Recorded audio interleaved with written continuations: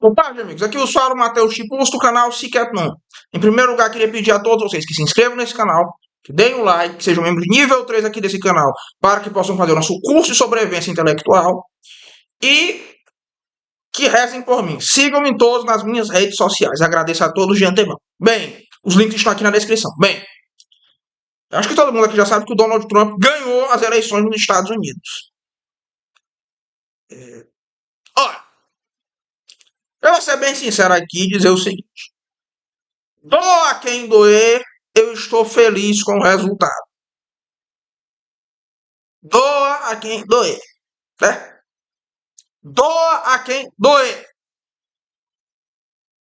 Porque hoje em dia não adianta. Em primeiro lugar, vamos entender o que é que o Donald Trump representa, certo? De agora em diante.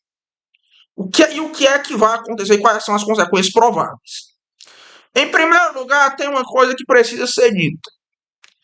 Esqueçam essa ideia de que o Donald Trump é um homem de extrema direita ou mesmo um conservador. Isso não existe. Primeira chave hermenêutica necessária para entender isso aí.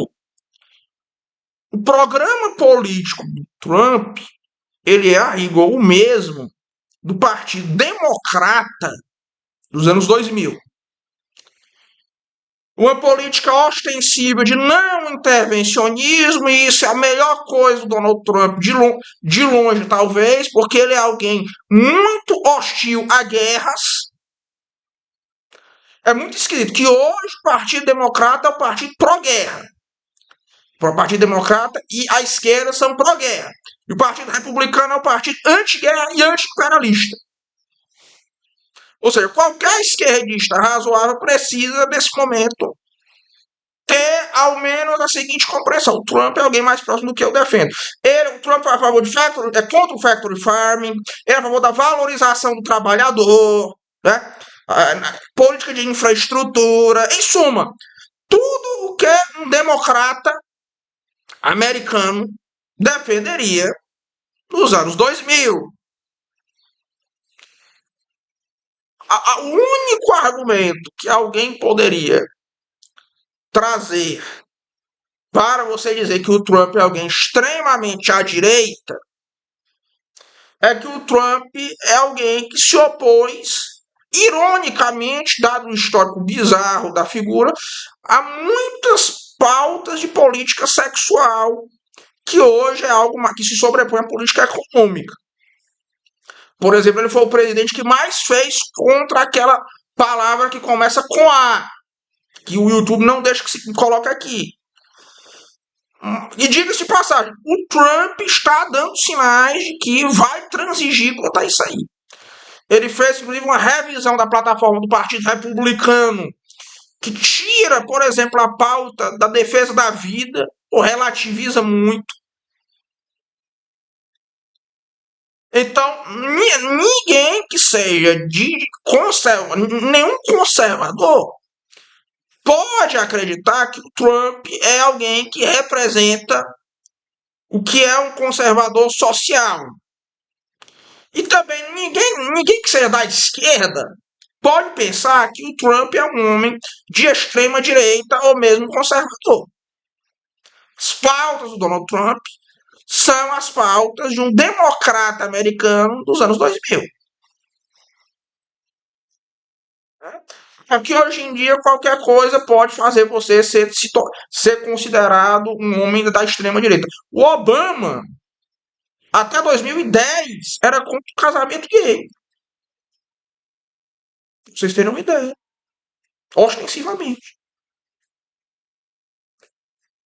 Que nem, por exemplo, tal do Henrique Zemmour, lá na França, que é alguém por quem eu tenho...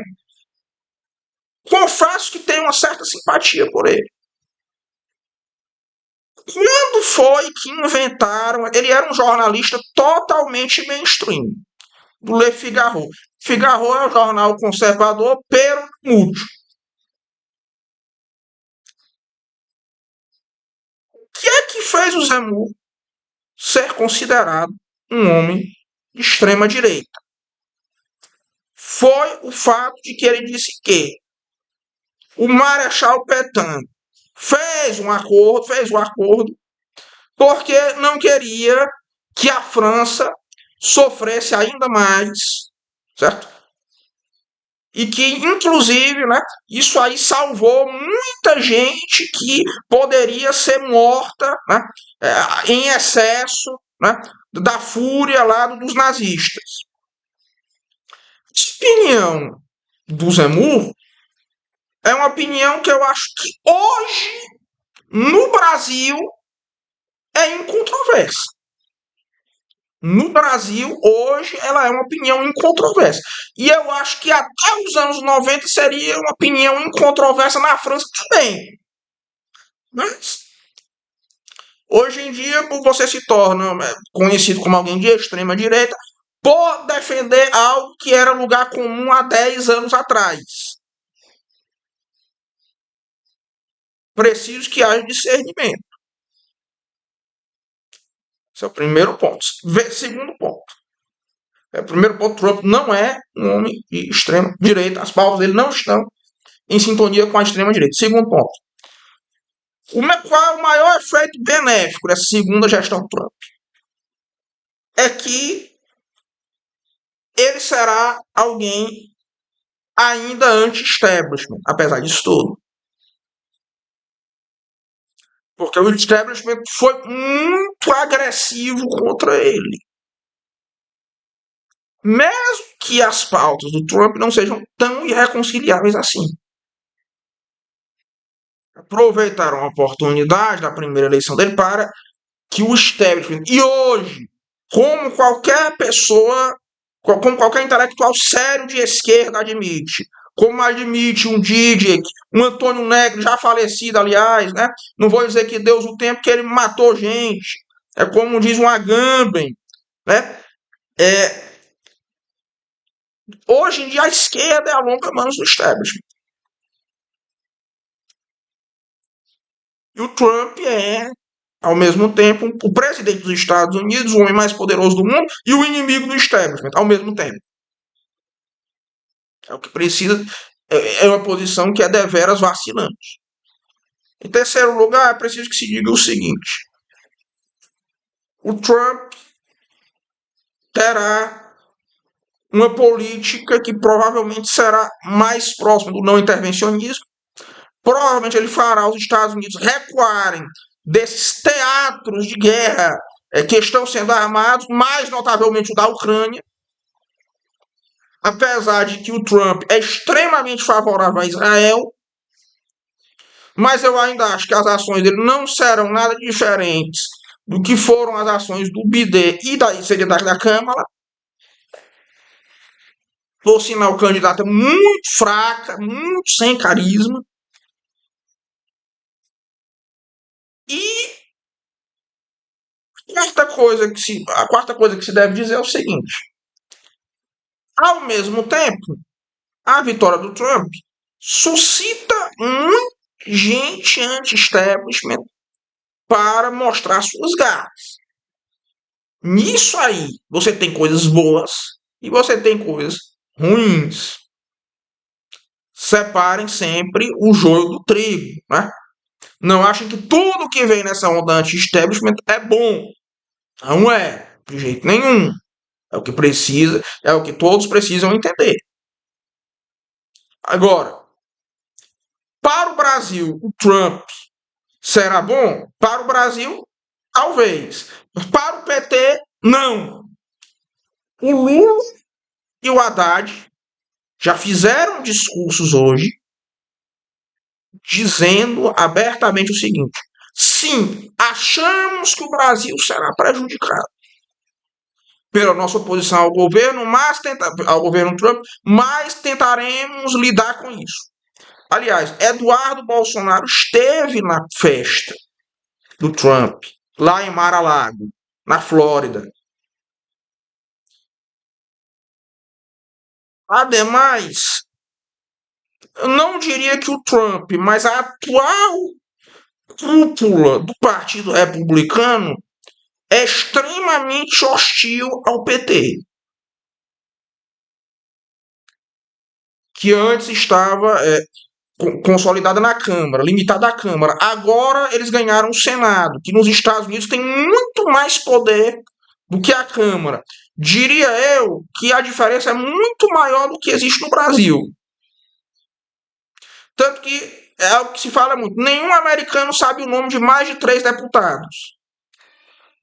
Ou a grande maioria. Aliás, o Trump conseguiu vencer o Senado. Até o fechamento desta edição, deste vídeo, não é claro ainda se ele ganhará a Câmara ou não. Mas uma coisa é fato. O Trump, ele teve uma vitória esmagadora, que é a maior vitória de um republicano desde a reeleição do Reagan. E isso é um sinal de que a esquerda perdeu o toque com as pessoas. O discurso de esquerda nos Estados Unidos não está mais conseguindo convencer muita gente. Não está mais. De qualquer maneira, a vitória do Trump é um momento em que nós podemos respirar melhor. Porque o mundo ganhou uma sobrevida de 4 anos. Como diria o Ícaro, né? Teremos mais um governo que irá atrasar um pouco a descida da pedra, mas não, que não fará muito, né? Até o anticristo chegar. Pois é fundamentalmente isso, né? Eu vou ser bem sincero. Como alguém que já foi derrotado muitas vezes, me senti com a alma lavada. Não vou mentir. Senti-me com a alma lavada com essa vitória do Trump. Como alguém que já foi derrotado muitas vezes, né? Como alguém que já sofreu humilhação. Por mais que eu discorde dos comportamentos e do caráter do Donald Trump, uma coisa é inegável, para usar aqui um palavrão que eu não gosto de usar. Ele é um cara muito foda. Pois um forte abraço a todos e até logo. Que Deus proteja o Donald Trump. Ele vai precisar. Mas, verdade seja dita, o anjo da guarda do Trump fez um trabalho excepcional, porque ele ter escapado daquela bala foi intervenção divina. Apesar de todos os problemas que ele tem. Forte abraço a todos e até logo. Rezem por ele, rezem por mim também. Até mais.